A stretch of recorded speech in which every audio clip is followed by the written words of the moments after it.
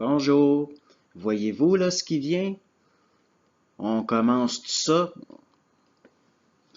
dans le triangle de Karpman. Vous avez le bourreau, la victime, puis le sauveur. Vous pouvez voir ça comme la création d'une demande, la demande, puis l'offre. Comme en politique, souvent, on va vous créer un bourreau pour qu'il y ait une victime ou une illusion de victime ou une projection dans une image inconsciente de victime pour vous vendre un sauveur. Mais la victime ici, si on peut dire, a subi ce qu'il y a ici, c'est-à-dire un conflit contrôlé.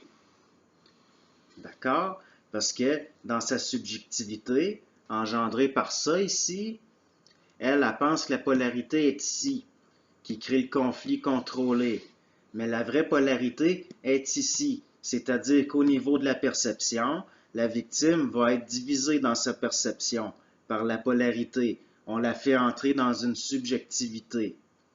Mais le sauveur puis le bourreau, souvent, vont être complices parce qu'il y a un mécanisme de ponction là, qui va toujours dans ce sens-là, si vous voulez. Souvent, le sauveur et le bourreau vont être complices, ou alors le sauveur va contrôler ou influencer le bourreau sans que le bourreau le sache. Parce que lui, ici, il est passif. Il y a juste lui qui est vraiment actif là, dans cette structure-là. Lui, ici, il est passif-agressif, si on peut dire. Et puis là, quand cette structure-là devient trop évidente, ou souvent il va avoir une structure derrière, mais souvent, lui, il est passif, il est dans la subjectivité, puis il ne se rend pas compte de ça ici, là. Il se projette dans le sauveur, puis il pense que le sauveur est vraiment de son bord. Mais comme je vous dis, souvent, on va créer un bourreau, on va créer une demande, on va obtenir la demande, et puis il va y avoir l'offre ici, là.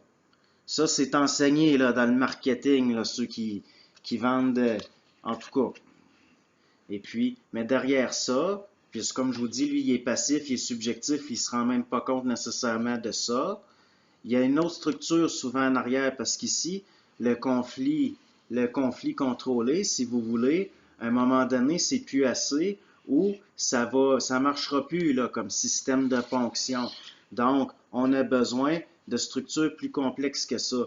Mais ce qu'il faut comprendre, c'est que si lui, il cite, il passe par ça, il cite, c'est pour pouvoir aller ici de même, là, exercer une influence, sans que lui s'en rende compte.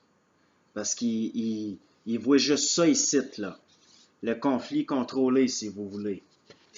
Donc, ça aboutit à ce dont je vous ai parlé, qui est le quadrilatère dramatique ou le trapézoïde. Dans certains groupes fermés, là, il va être à l'envers, il ne sera pas dans ce sens-là. La base la plus grande va être en bas. Parce que les autres sont ici, tandis que le petit citoyen ordinaire, il est ici, lui. Donc, vous avez le bourreau, la victime, le sauveur et celui qui se dit neutre et impartial, comme un juge, par exemple. Comme si lui, ici, c'est un juge, lui, ça va être un avocat, puis lui, ça va être le parti, là, la personne là, contre qui vous êtes là, dans un conflit au niveau là, juridique, là, si on peut dire. Donc, ce qui arrive, c'est que comme lui, le sauveur, pour que vous vous projetiez dans lui, il faut qu'il soit partial, il faut qu'il ait l'air d'être de votre bord. Il y a une nouvelle polarité ici qui se crée.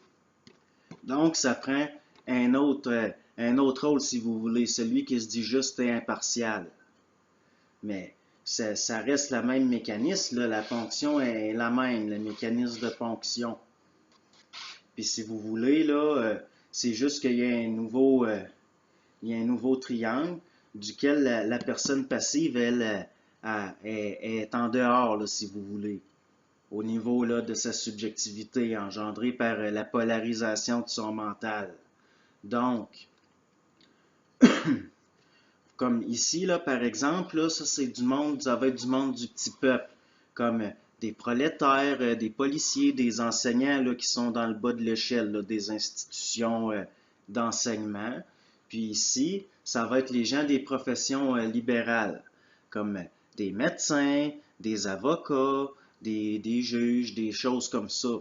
Mais c'est pas. Des fois, vous en avez aussi des professions libérales qui sont ici, là, qui sont dans le bas de l'échelle, si vous voulez, parce que ils n'ont pas les qualités nécessaires là, de prédation, si on peut dire, pour se rendre là, là.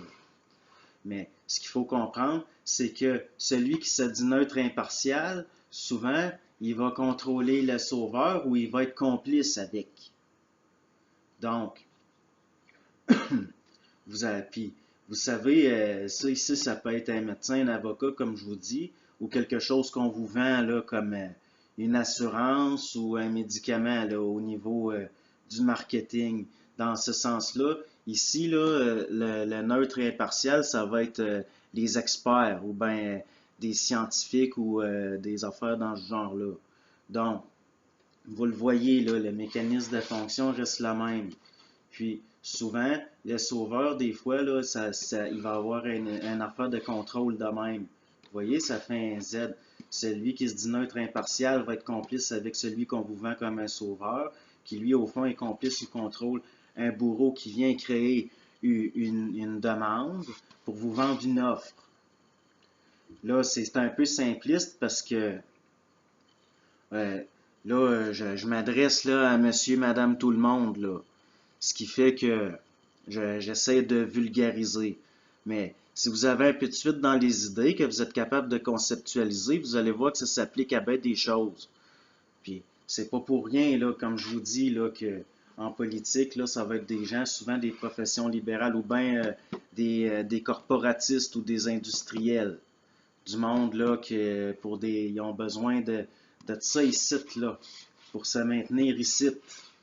Comprenez? C'est pas si compliqué que ça au fond. Donc, merci, puis je tomberai pas là dans le Pentagone tout de suite.